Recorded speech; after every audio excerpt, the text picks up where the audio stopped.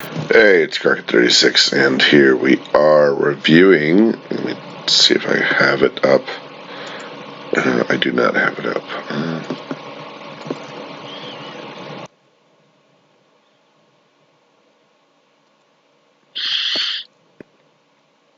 This is the semifinals for 2022. I previewed. I did a preview that I was going to do this, and this is what I'm doing. Pretty cool stuff. The interesting thing is that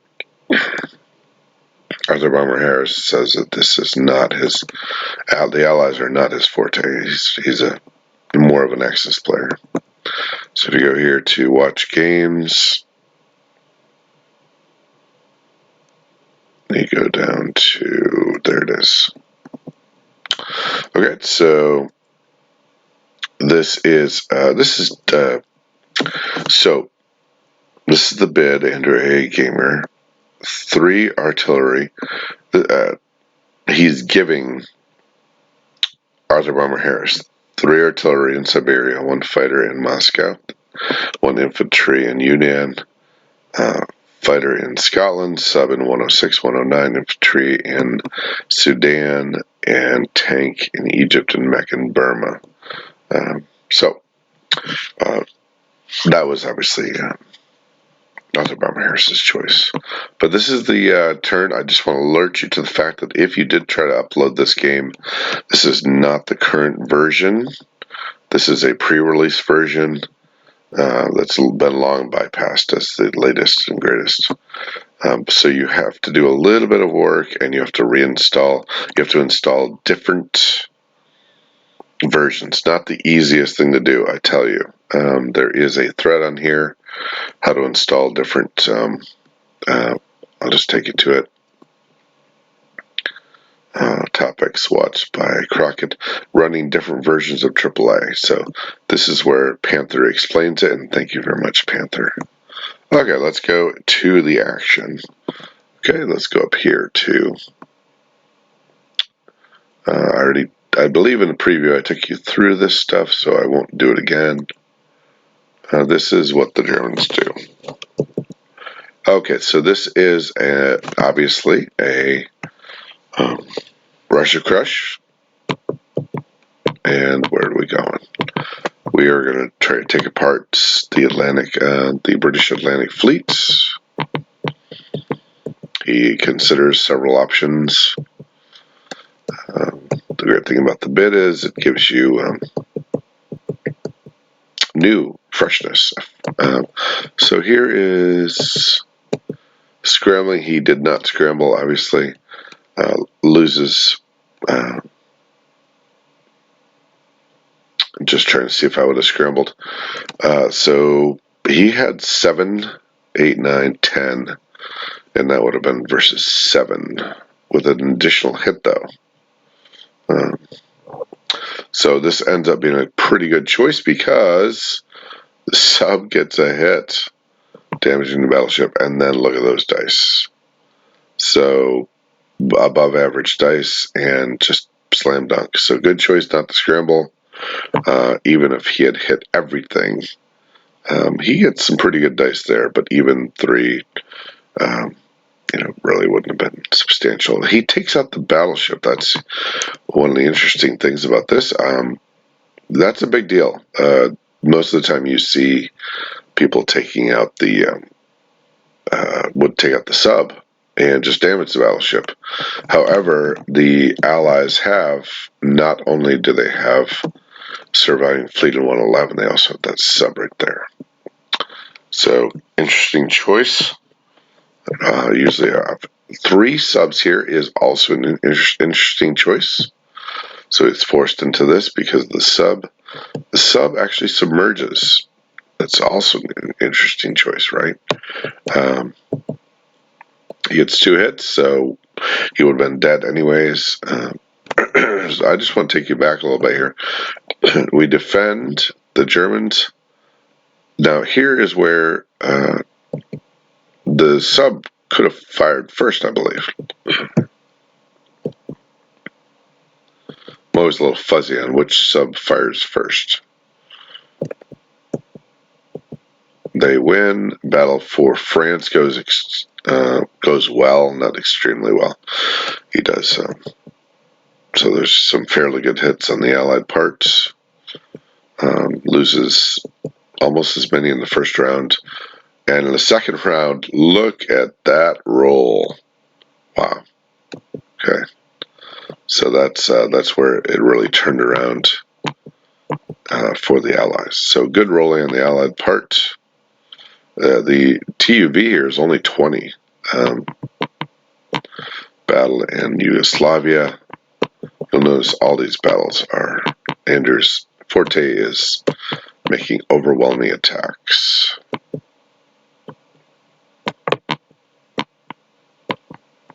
Interesting move, I think, to bring that sub back. I didn't understand that. The sub was in good position to move to, say, for instance, 119. And this looks like a preserve the sub. Could have also moved, to threaten 109, 106. Sort of reserves for 106. Anyways, 112 moves to 112. That to me indicates future Navy build. It's being protected by scrambling fighters, obviously.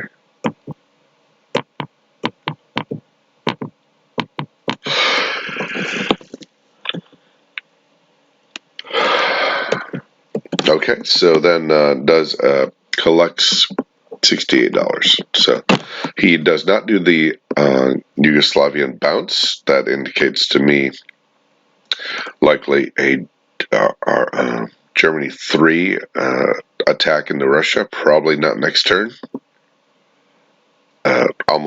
Definitely not next turn. Sorry, definitely not next turn.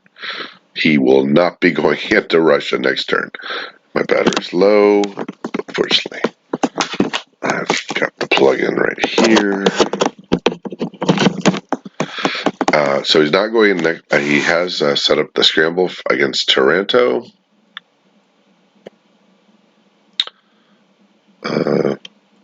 And he does have a strong subforce.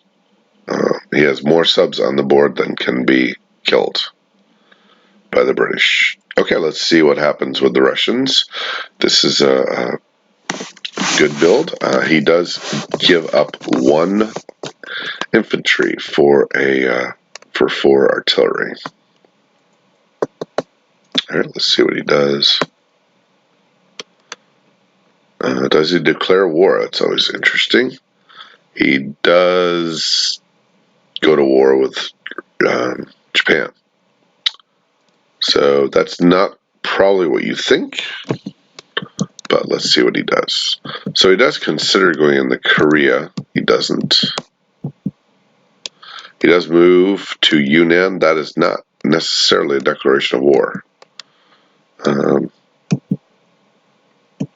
And then moves his mech south.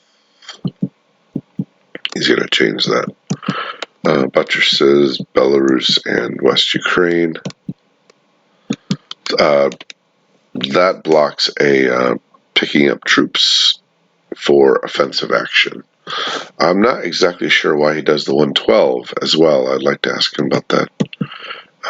Another thing he does, which I think is unusual, is he moved the Archangel from Archangel not to Belarus but to Smolensk. I'm not exactly sure why he did that.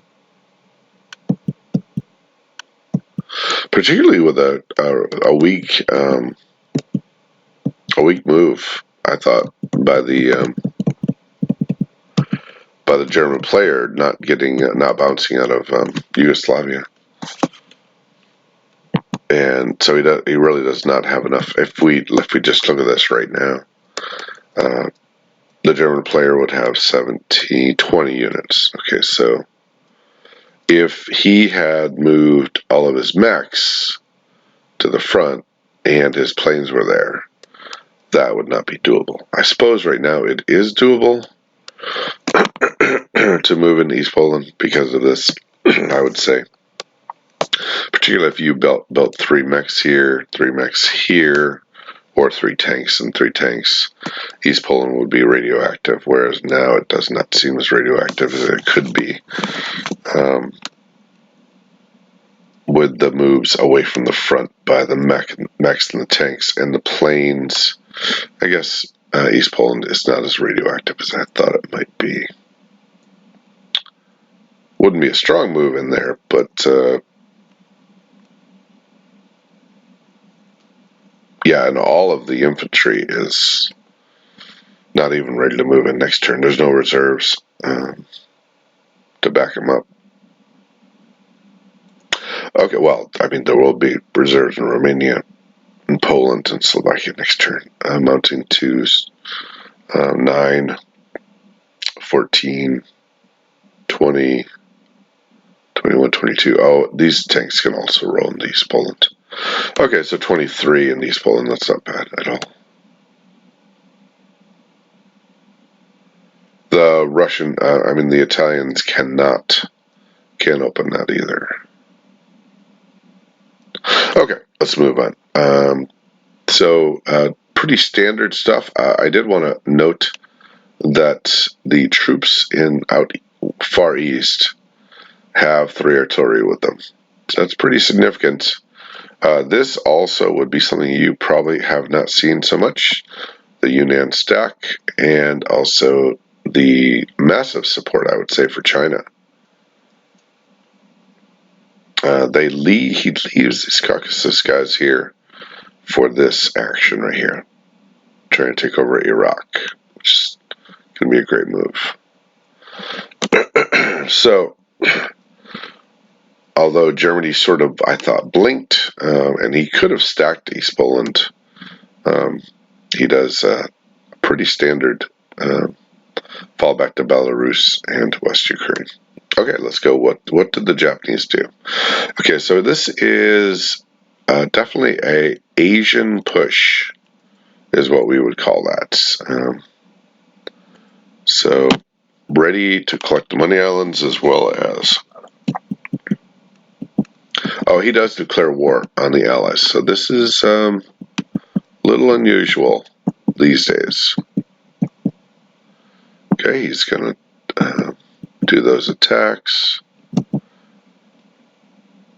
I think that's a fairly normal disposition of troops.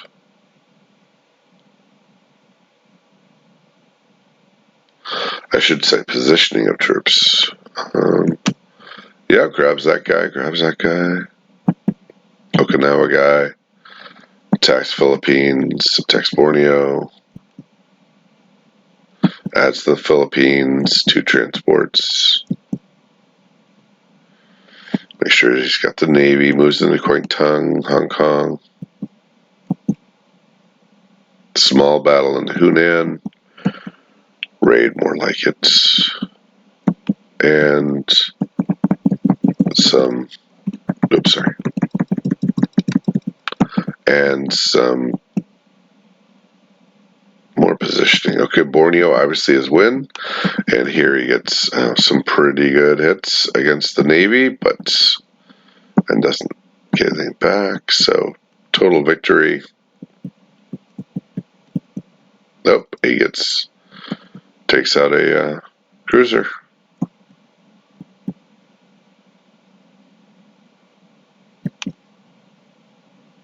All right, and how is this one? Small. 1 injury to the Japanese. This is nice. This is a nice bonus.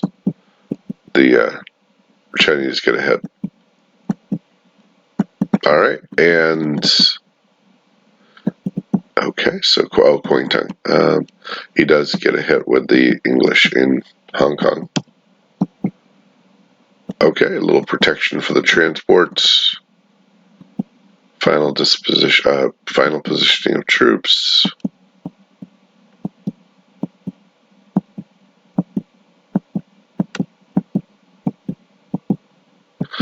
Instead of going south, Those Manchurians have to stay north.